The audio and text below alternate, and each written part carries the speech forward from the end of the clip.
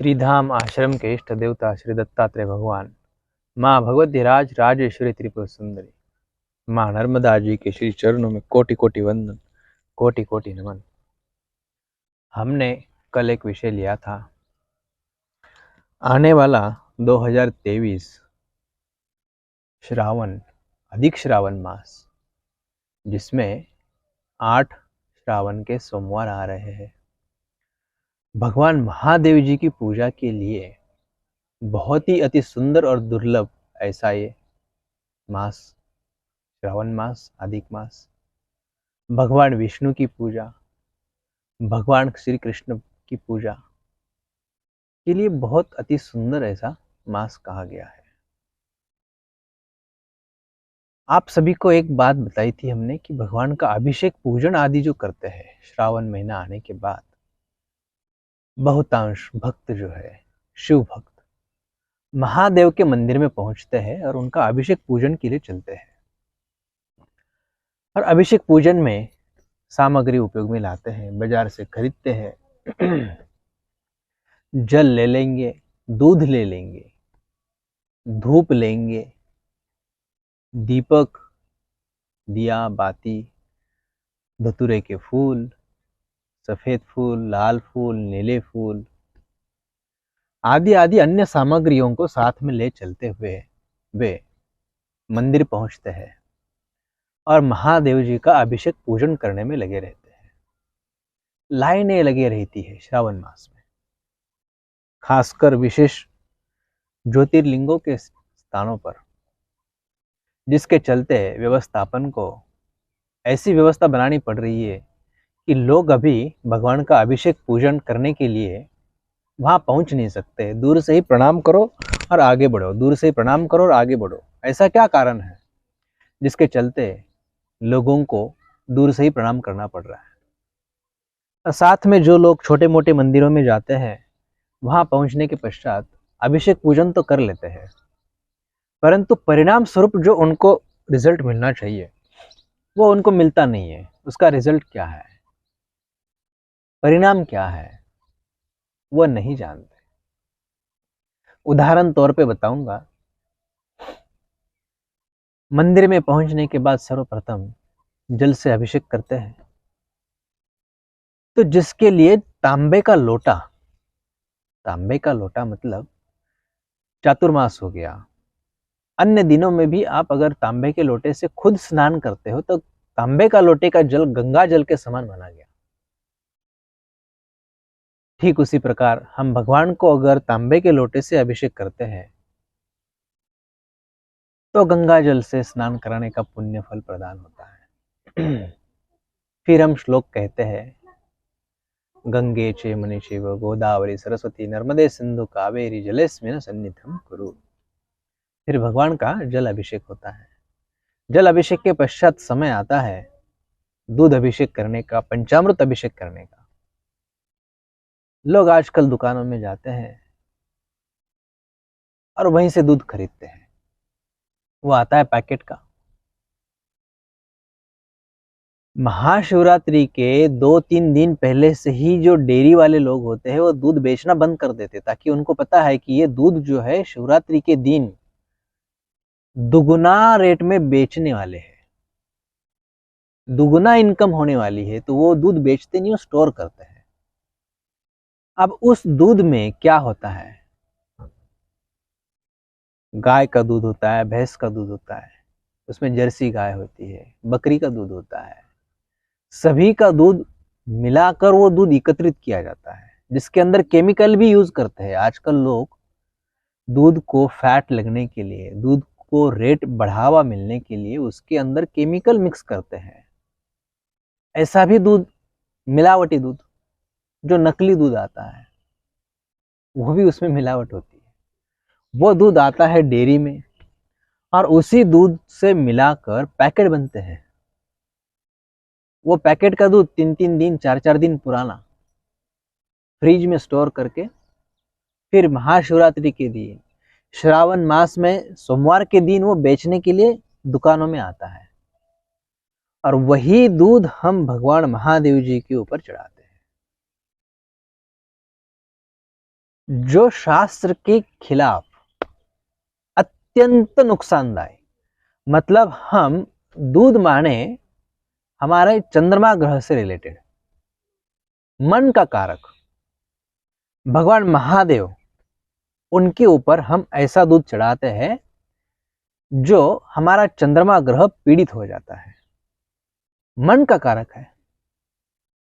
तो जो दूध हम उस पे चढ़ाते हैं तो परिणाम स्वरूप पैकेट का दूध जो केमिकल पंचामृत उससे बना हुआ, जो हम भगवान के मूर्ति के ऊपर चढ़ाते हैं, श्री विग्रह के ऊपर चढ़ाते हैं, महादेव जी के शिवलिंग के ऊपर चढ़ाते हैं, तो हमारा चंद्रमा पीड़ित होता है। और चंद्रमा पीड़ित होने से मानसिक तनाव, डिप्रेशन, टेंशन, इस प्रकार की समस्या हमारे जीवन में हम खुद हमारे हाथों से मोड़ के ले आते हैं। खुद हमारे जीवन की परेशानियां, हमारे कर्म ही ऐसे होते हैं कि परिणाम स्वरूप हमें जो फायदा मिलना चाहिए, जो भगवान महादेव जी की प्रसन्नता होकर हमारे ऊपर कृपा आशीर्वाद प्राप्त हो, उसी स्थान पे हमारा चंद्रमा पीड़ित होकर, चंद्रमा मन का कारक और हमारा मन हमेशा तनाव, टेंशन, ऐसी स्थितियों में जीते हैं। तो ध्यान रखें कहीं हम ऐसी गलती तो नहीं कर रहे हैं हमारे जीवन में। जो इतना अच्छा जीवन मिला हुआ है, शास्त्र प्रमाणित देसी गाय का दूध, जो शुद्ध और ताजा आज निकाला हुआ है, और वो निकालने के पश्चात हम महादेव जी के मंदिर पहुंचे हुए हैं।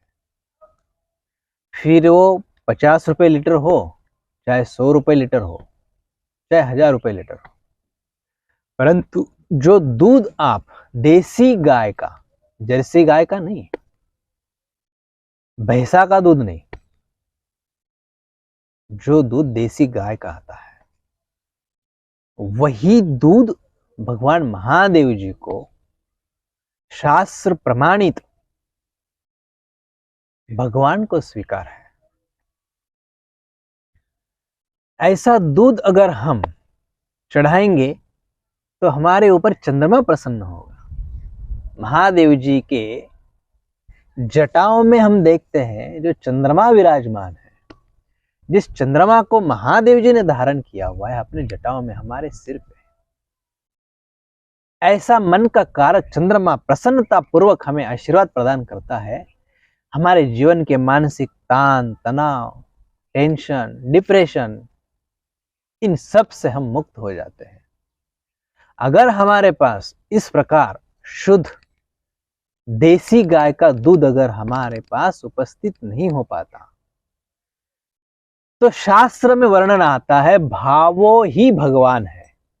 मतलब भाव, हम उस भाव से गंगा जल, नर्मदा जल, यमुना जल, तीर्थों का जल, वो भी हमारे पास उपस्थित नहीं है, तो शुद्ध ताजा जल हम एक तांबे के लोटे में भरकर भी हमारे भगवान को प्रसन्नता पूर्वक और भाव ये करे कि हम दूध चढ़ा रहे हैं,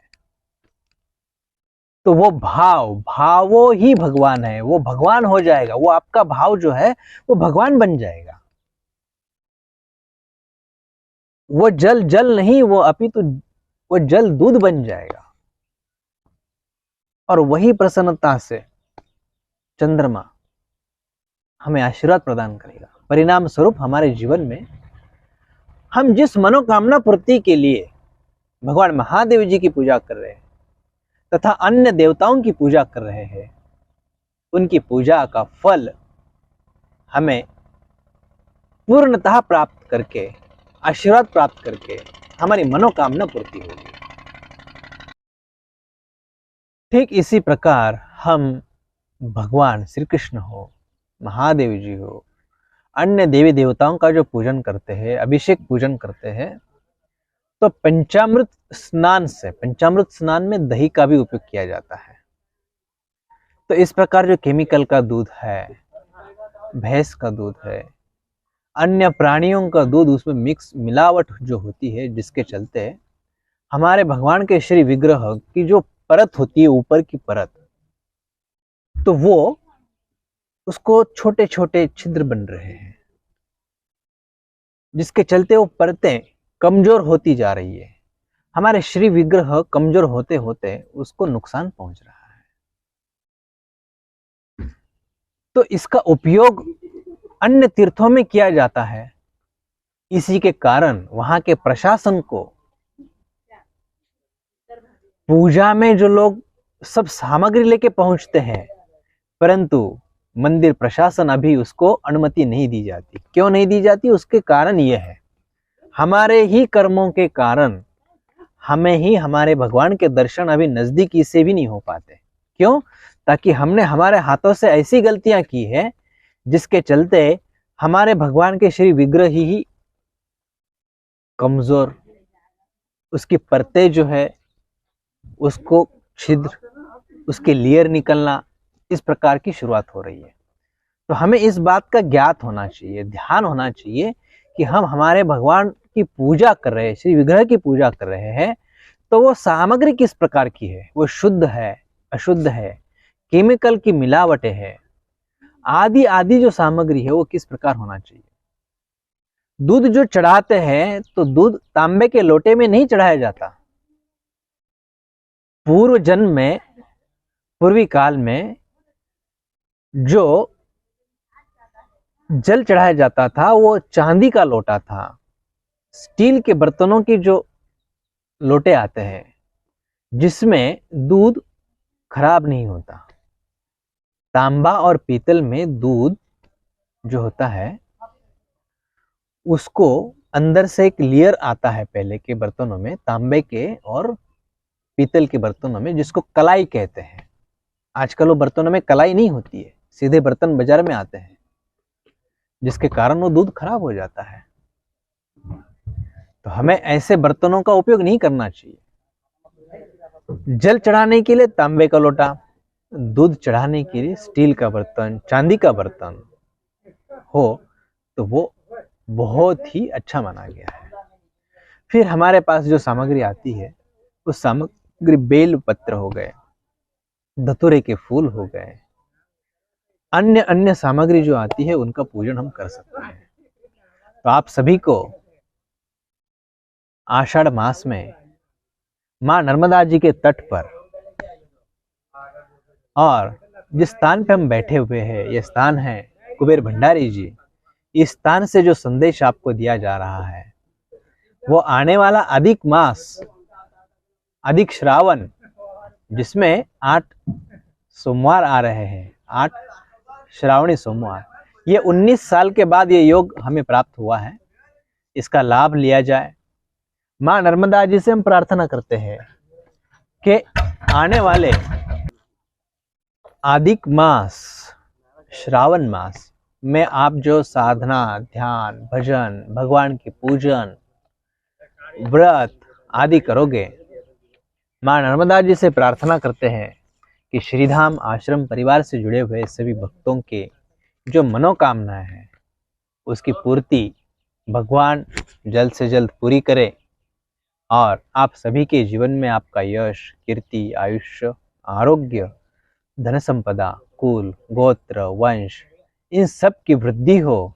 ऐसी माँ भगवती राज राजेश्वरी त्रिपुर सुंदरी माँ नर्मदा जी भगवान दत्तात्रेय जी के श्री चरणों में प्रार्थना करते हुए आप सभी को आने वाले श्रावण मास और अधिक श्रावण की खूब खूब शुभकामनाएं, खूब खूब बधाइयाँ।